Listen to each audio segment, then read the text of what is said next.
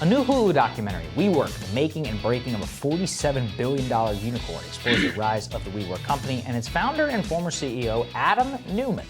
Here to discuss the film and what exactly happened to WeWork is director of that film, Jed Rothstein. Great to have you, Jed. Good to see you, Jed. Hi, great to be here. Just give us a breakdown for viewers who maybe didn't follow the rise and calamitous fall of WeWork, exactly what happened there.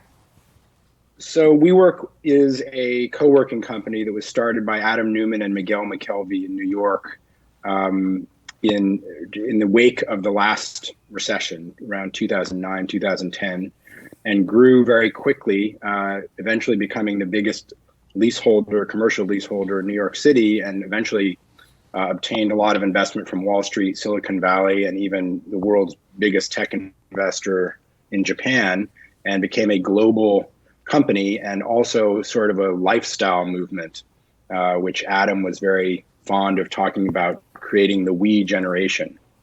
And eventually they were valued at $47 billion. And in the fall of 2019, they were going to go public. And when they published their S1, it became a catastrophe for them. And very quickly, in the span of about 4 weeks, they tumbled from that $47 billion valuation to pulling their IPO and having to be bailed out by their biggest investor.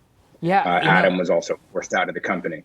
Right, Jed, and I was captivated by this story, and I couldn't read enough about Neumann because I'm just like, how? Like, it just seems so obvious, really, at the time, and yet this man was spiraling both his personal net worth in terms of the money that he was pulling out of the company, but also his personal valuation of this company to tens of billions of dollars, and was able to convince some of the most sophisticated people, investors supposedly, in order to keep underwriting both his lifestyle and just fakery, really, in terms of what he was doing. Can you talk about that element? Like, what did you discover why was he able to get away with this for so long?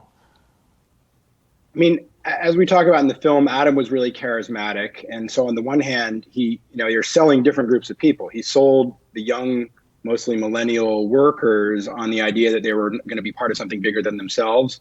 They were going to be part of something that was going to change the world. And that the offer of meaning and purpose, I think, was very attractive to people to get them to work very hard for this.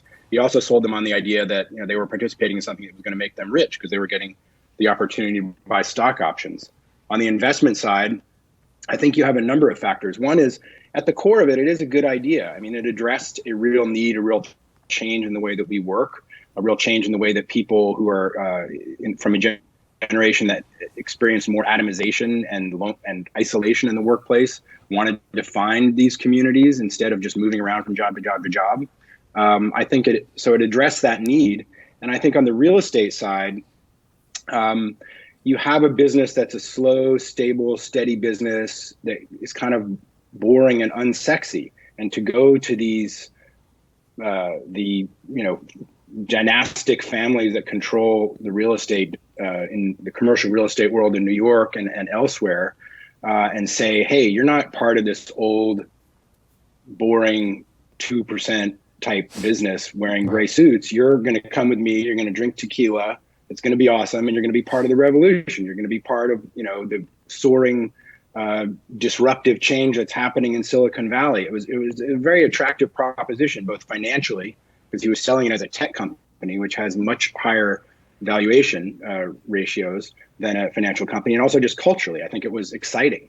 Mm-hmm. He was exciting to the people who he got to invest. Yeah, that's one of the pieces that's really interesting to me. I mean, there's a lot of layers here because essentially the WeWork business model was built off of, you had this financial crash, people lost their jobs, and they have nowhere to go. Right. And so they come in with this, like you said, be part of something. You got a space to work, creative types coming together, this sort of cool millennial aesthetic, back when millennials used to be cool. Now the Zoomers are the cool ones. Yeah. Anyway, and then at the same time, so you can understand the appeal to the consumer of having this place and having a space and that it's nicely done, et cetera, and you don't feel like a lost loser anymore. But then some of the people who are supposed to be, really hard-nosed and sophisticated, master the universe type, they really were caught up in the hype as well. Was that mostly because of Neumann's charisma and personality? What were the key ingredients there that led to this whole sustained hype over a long period of time? I think it's partly his charisma. I think it's partly what I described about it being an opportunity to be part of something much more exciting than the business that they were already part of. I think it was also the promise of making a lot of money. And the structure of venture capital is that you just have to kind of get to that bar of going public. And then a lot of these people would have stood to make a lot of money. And they were quite close to doing that. And they almost could have done it had Adam been a little less out over his skis or hubristic at the end, or had Uber not, Uber went public about 5-6 months earlier and was disappointing for all sorts of reasons. I think that raised the amount of scrutiny on these founder-led companies. Travis Kalanick was pushed out for obvious reasons. I think that increased the scrutiny on Adam and some of his behavior. But had they been able to go public, it's this classic tale of what I think is, to me, something that's very problematic about our world, which is you can privatize the gains and socialize the losses. And if he had been able to get it out in the public markets, then everybody else would have had to sort of worry about whether it was really worth $47 billion or not. But in a way, you could say the system worked by having to publish that S1. At the end of the day, hard-nosed investors who didn't get to go out and meet Adam and hear his pitch quite as directly just said, well, these numbers don't add up. Mm-hmm. And, to put a bow on it, more recently, I think I just saw the news that they're going to go public through a SPAC, which I will not even pretend to understand what kind of financial instrument that is, but at a total of like $3 billion, which is basically where, look, and that was the thing, is WeWork was always like a pretty sound company. Was it a tech company? Yeah. Did it need $47 billion? Like, no, it obviously didn't, right? No, it didn't. I mean, I actually heard the number was closer to $9 billion, but I think there's, okay. But it could be interpreted different ways, but much less than 47. But the thing about a SPAC that's interesting is they don't have to go through the IPO process in the same way. They don't have to publish an S1 in the same way because a SPAC is already a listed company. I did a film a few years ago about called The China Hustle, about companies that came into U.S. markets through the reverse merger process. And it's not the same thing as a SPAC, but it does have some similarities in the sense that it enables you to bypass some of the strictures of an IPO. WeWork probably is a good company. I'm not saying they're not, but it's interesting that the process that worked in preventing them from going public at $47 billion is going to be somewhat bypassed in the way that the SPAC actually goes public. They found a more opaque way to ultimately get the job done, although obviously at a much lower valuation. What do you think is the bigger? It's confusing. I don't want to be an expert on SPACs. Right. I don't want to. Nobody wants to be an expert on SPACs here. What do you think is the bigger tale that this tells about the American financial or economic system? I think that we do need to find a way to be together, to create communities, and to re-envision perhaps capitalism in a way that is more equitable. And I think we hopefully have an opportunity to do that in the wake of this era that's just ended, while we're reimagining so many things about society. Capitalism, to me, is an efficient way to allocate resources, but it shouldn't be treated as some kind of absolute ground truth that only greed is good and there should be no constraints on this system.